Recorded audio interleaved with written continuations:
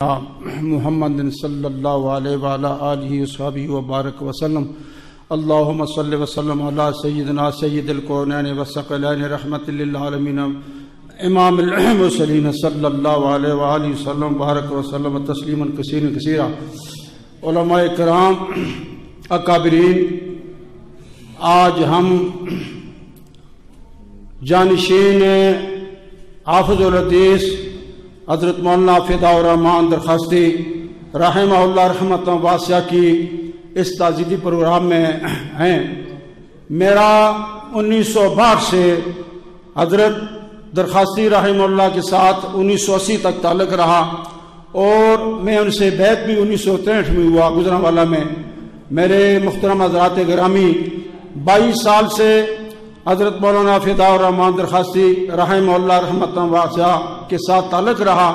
ہمارے ضلع مانسرہ تحصیل براکوٹ وادی کہان کی عوام و خواص، علماء، قرائے حضرات اور عوامی لوگ اور خصوصاً سادات کاغان کے ساتھ ان کا تعلق رہا، اور الحمدللہ ان کا فیض ہمارے وادی کہان میں بہت بڑا فیض ہوا، بہت بڑی۔ وہاں پہ انہوں نے ہر ایک شخص کو اپنی اس طریقہ کار سے سمجھایا۔ الحمدللہ کتنے ہی فتنے تھے، کتنے ہی معاملات تھے، وہ سب حل ہو گئے۔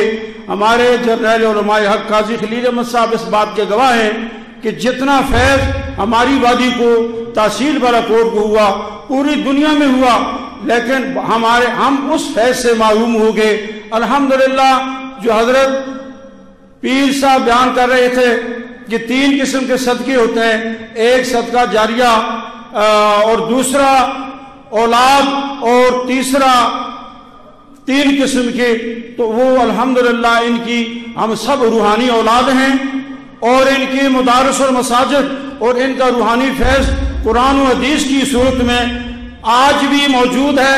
ہم صرف یہ بات کرنی ہے، جیسا کہ مولانا فدا الرحمن درخواستی رحمہ اللہ نے اپنے بزرگ حافظ الحدیث حضرت مولانا عبداللہ درخواستی کے مشن کو جاری رکھا۔ الحمدللہ آج ہم بھی یہ یاد کرتے ہیں، ہم ان کی روحانی اولاد ہیں، اور ان کی جتنے بھی درخواستی برادران پسران ہیں، انشاءاللہ ہم بھی یہ یاد کرتے ہیں کہ ان کے مشن کو ہر جگہ پہنچائیں گے اور اس پہ عمل کریں گے۔